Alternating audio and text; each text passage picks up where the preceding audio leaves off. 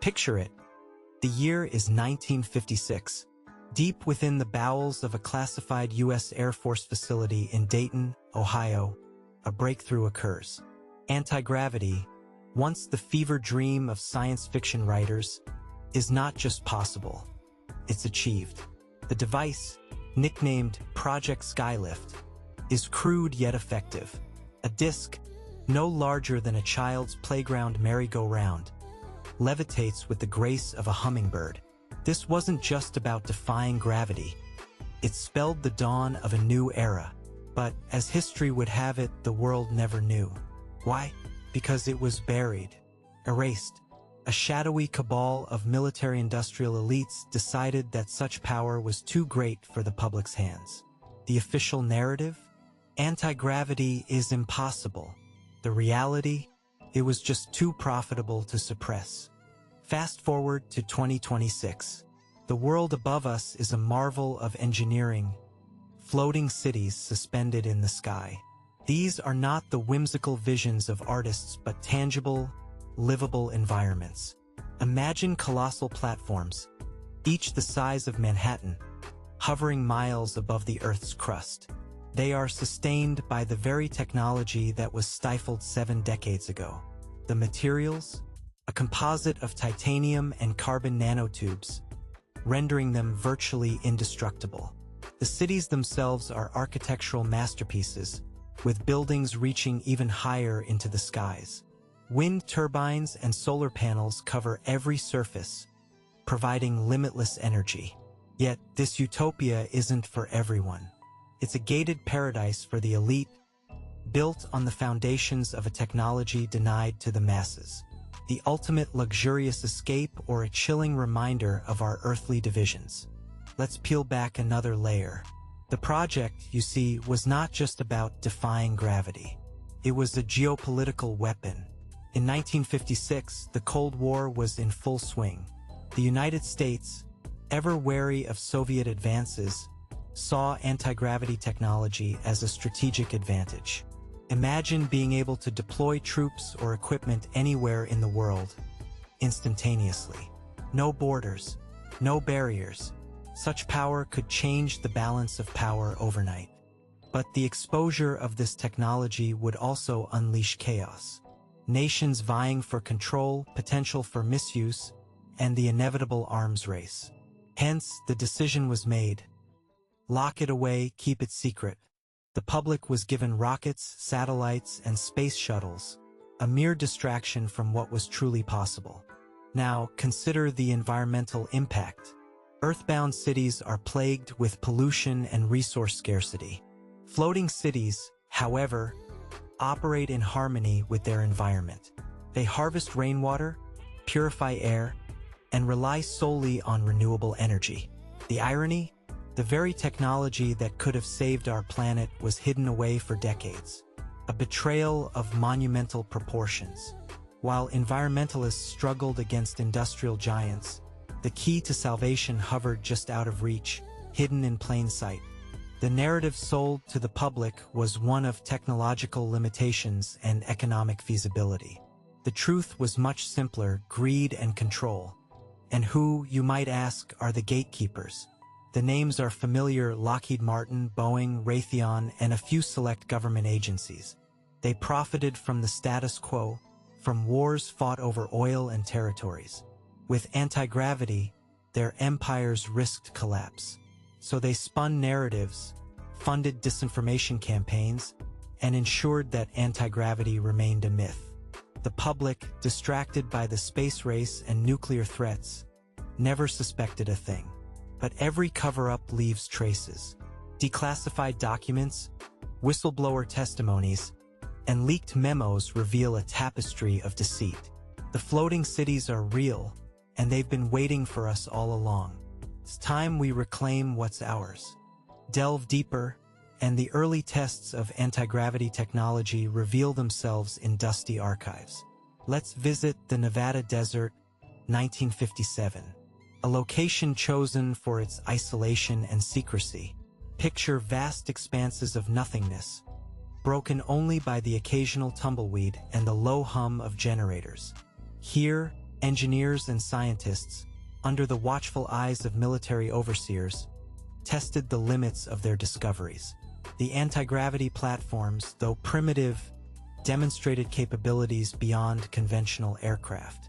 They hovered, maneuvered effortlessly, and, most importantly, left no traceable emissions. The tests, conducted under the guise of weather experiments, were a facade. In reality, they were unlocking the secrets of defying Earth's pull. But the public, fed a steady diet of misinformation, remained oblivious. As the 50s rolled into the 60s, the potential applications of anti-gravity technology extended beyond military use. Imagine the transportation revolution, commuting from Los Angeles to New York in minutes, not hours. Freight moving seamlessly above crowded highways. The world could have become a smaller, more connected place. But that utopia was systematically dismantled. Research shifted from public universities to private defense contractors. Patents were classified, and the scientists involved were silenced with lucrative contracts or, in some cases, threats. The dream of a floating world faded into obscurity, replaced by the mundane reality of asphalt and gridlock. Consider now the cultural impact. Imagine the art, the literature, the philosophy that could have emerged from a society untethered by gravity. The very concept of space would change, no longer a distant frontier, but an extension of our everyday lives. The artists of the 1960s, fueled by a new perspective, could have redefined reality through their work. But instead, we were fed Cold War paranoia and lunar landings, distractions from the potential at our fingertips. The counterculture movement, though vibrant, was missing a critical ingredient: the knowledge that the sky was not the limit, but merely the beginning. Fast forward to today, and the whispers of anti-gravity's potential have turned into muted roars. Declassified documents from the National Archives, though heavily redacted, speak of vertical takeoff and landing systems and electromagnetic propulsion. But the narrative remains under tight control. Official channels dismiss these as mere research proposals, never actualized. Yet, eyewitness accounts from retired military personnel and leaked footage on obscure online forums tell a different story. Flying discs maneuvering with impossible agility, outpacing the fastest jets, yet never acknowledged in public records. The gatekeepers maintain their silence, buying time, perhaps, or waiting for the right moment to unveil their hidden empire. So, what can we conclude about a society that could have soared above its problems but instead chose to stay grounded? The floating cities of 2026 are a testament to what was always possible. They are more than architectural wonders. They are symbols of what could have been if humanity had embraced rather than suppressed innovation. The lesson is stark. Power and fear can stifle progress, but truth eventually finds a way to the surface. The floating cities exist not just as a figure of our imagination but as a reminder of our potential. A potential that, if reclaimed, could redefine the human experience. We begin with the forgotten pioneers, engineers, and scientists who, in the 1950s, dared to think differently. Names like Thomas Townsend Brown, whose work on electrogravitics hinted at possibilities beyond conventional propulsion. Their research, though groundbreaking, was quickly subsumed by military interests.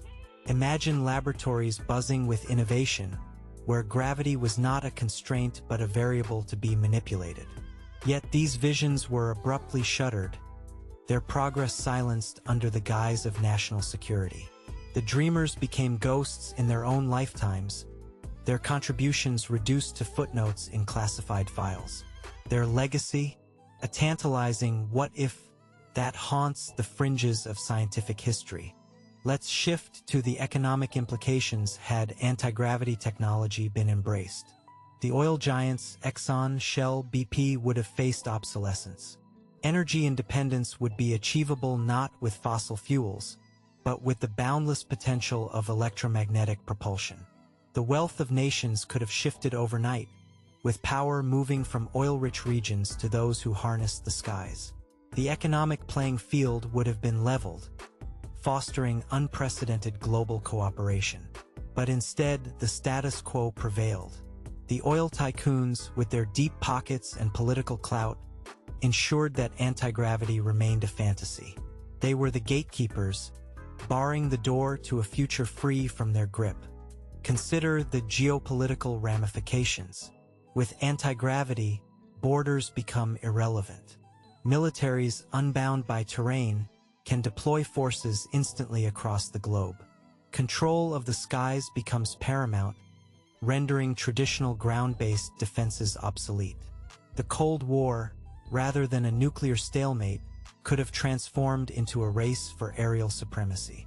Countries would vie not for land, but for airspace, leading to alliances and conflicts reshaped by the power of the skies. Yet, this potential was never realized. Instead, we witnessed decades of proxy wars and nuclear brinkmanship, distractions from the real battles that could have been fought in the air above us. Now, picture the environmental revolution that could have been. Anti-gravity technology offers a world where transportation and infrastructure leave no footprint. Floating cities, entirely self-sufficient, would sit above the ecological harm of traditional urban sprawl. They would be designed with nature, not against it, allowing ecosystems to thrive undisturbed. Imagine the Amazon rainforest untouched by deforestation, coral reefs unthreatened by pollution, and air free from industrial emissions. The Earth, rejuvenated, would be our legacy. Yet, this was deemed too radical, too disruptive to the industries that thrived on environmental degradation. So we remain tethered to a planet increasingly worn by our presence. As we stand on the brink of 2026, the question remains, why now? Why are the floating cities emerging just as the world faces unprecedented challenges? Perhaps it's a calculated unveiling, a way for those in power to retain control amidst chaos. Or maybe it's a reluctant acknowledgement that the technology can no longer be contained. The evidence mounts, and the narrative of impossibility crumbles. The truth is, anti-gravity was never beyond our reach, only beyond our grasp due to the barriers erected by those who feared its potential. The floating cities are not just a vision of the future. They are a testament to what has always been possible. It's time to reclaim that legacy. The journey into the realm of anti-gravity begins with the enigmatic figure of Nikola Tesla. In the early 20th century, Tesla's experiments laid the groundwork for what would later be considered impossible. His work on electromagnetic fields hinted at forces capable of negating gravity itself. Fast forward to the 1950s, and Tesla's theories found new life in the clandestine labs of Cold War America. Scientists pored over his notes, extracting secrets hidden in plain sight. The Tesla files, much of which remain classified, are the Rosetta Stone of anti-gravity research. But just as Tesla's own life ended in obscurity, so too did the pursuit of his revolutionary ideas, shrouded by governmental secrecy and corporate avarice. Imagine a world where anti-gravity advancements were not hidden but celebrated. The 1964 New York World's Fair could have been the grand stage for unveiling this technology.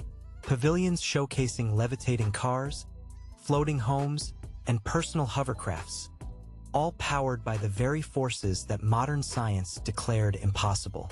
Instead, the fair offered glimpses of a more modest future, grounded in the realities of the space race and consumer electronics.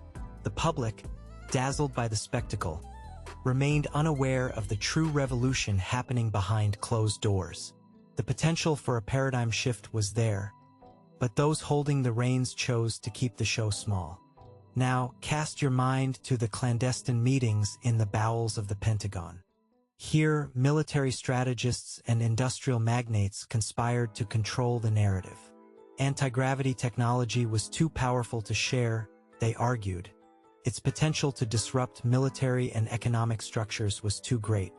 Minutes from these meetings, though heavily redacted, reveal discussions of strategic withholding for national security.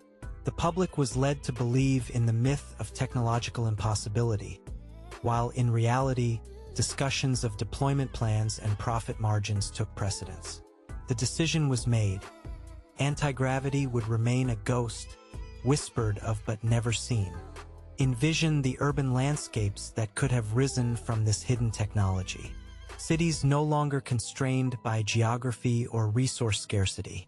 Megastructures, tethered to nothing but the sky, dwarfing the tallest skyscrapers of today. Each building a self-sustaining ecosystem, harnessing the power of anti-gravity to remain suspended amidst the clouds. Urban planning would have evolved from managing congestion to creating vertical communities.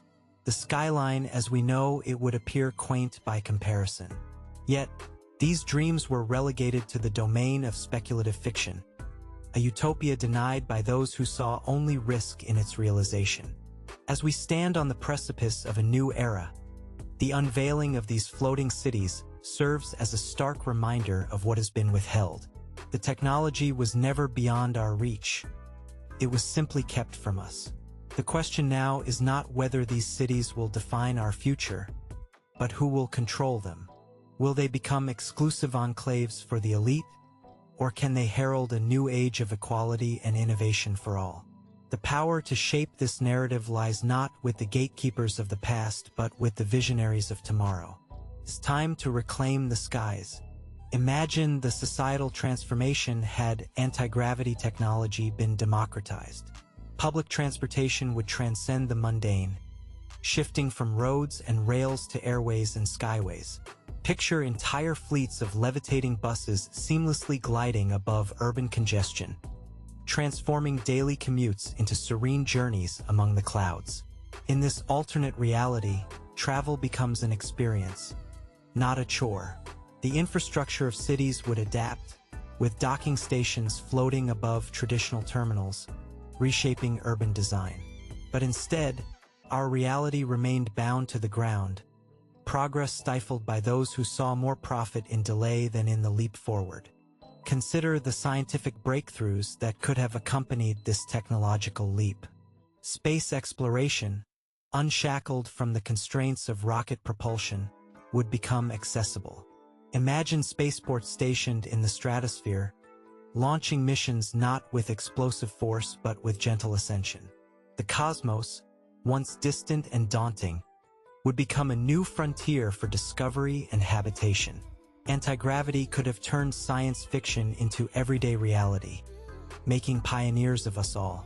Yet, this vision was shelved, left to gather dust in the annals of conjecture, while the stars waited patiently for our touch. Envision the cultural renaissance that could have flourished. Artists and architects, inspired by the limitless possibilities of floating cities and anti-gravity, would redefine aesthetics and design.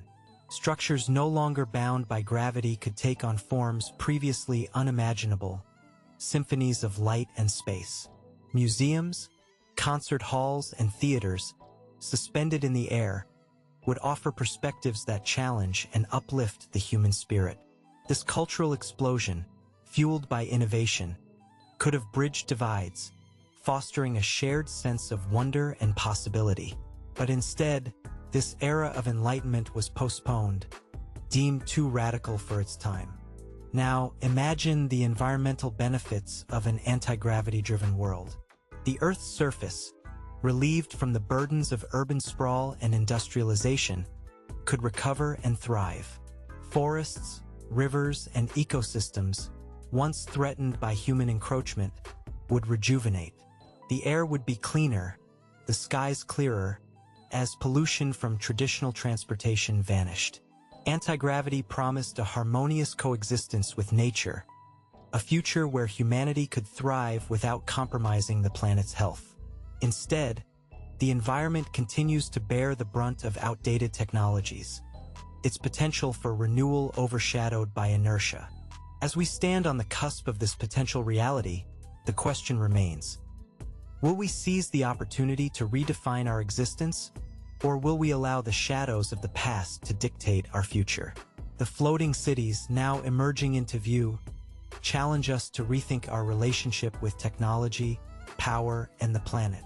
They are more than architectural marvels. They are symbols of a world we could create if we choose collaboration over control, innovation over inertia. The power lies within us to turn these dreams into reality, to lift society beyond the limitations imposed by history's gatekeepers. It's time to rise. At the crux of anti-gravity's potential lies its capacity to redefine energy paradigms. Imagine a world where energy is harnessed directly from gravitational fields, providing clean, limitless power without the need for fossil fuels. Energy independence would be universal, eradicating the geopolitical tensions driven by resource scarcity. This technology could transform every home, every city, into self-sustaining entities, reducing energy costs to near zero and liberating economies from the shackles of energy monopolies. Yet, this vision remains unfulfilled, a possibility stifled by vested interests that thrive on scarcity and control. The potential for abundance lies dormant, waiting for the chains of suppression to be broken. The implications for agriculture are equally profound. Farms could be relocated to floating platforms, vastly increasing arable land without encroaching on natural habitats. These aerial farms, utilizing vertical growth technologies, could revolutionize food production, ensuring food security for billions. Imagine vast expanses of green fields suspended above continents, with crops thriving in nutrient-rich, controlled environments. Hunger could be eradicated, food distribution reimagined. But, like so much of anti-gravity's promise, this too is a vision withheld. Instead, agriculture continues to grapple with the limitations of land, water, and climate, challenges that could be overcome if only the shackles of terrestrial thinking were removed. Education, too, stands on the brink of transformation with anti-gravity technology. Schools and universities could be established in floating institutions, providing access to learning that transcends geographical and socioeconomic barriers. Students from disparate corners of the globe could gather in these skyward academies, fostering a new era of cultural exchange and intellectual growth. The barriers to education, both physical and economic, would crumble in the face of such innovation. Yet, for now, educational systems remain grounded, limited by infrastructure and access, while the potential for a global learning revolution hangs tantalizingly out of reach. The potential for anti-gravity to redefine healthcare is equally transformative. Floating hospitals, equipped with the latest technology, could traverse the skies, bringing medical care to the remotest regions. These airborne facilities, free from the constraints of fixed locations, could respond to crises with unprecedented speed and effectiveness. Imagine a world where medical emergencies are met with immediate, expert care, no matter the location. However, this vision of healthcare without borders remains unrealized, a casualty of the same forces that have kept anti-gravity innovations under lock and key. The promise of universal healthcare, delivered by the very air above us, awaits only the courage to reach for it. As we stand at the threshold of this potential revolution, the question is not just when, but how we will choose to embrace it. The floating cities of our imagination await realization, symbols of a future that champions innovation over inertia. They beckon us to break free from the constraints of the past, to harness the technologies that can redefine our world. The power to shape this destiny lies within us, if only we dare to claim it. The era of anti-gravity is not a distant dream. It is an imminent reality, one that promises to elevate not just our cities, but our entire civilization.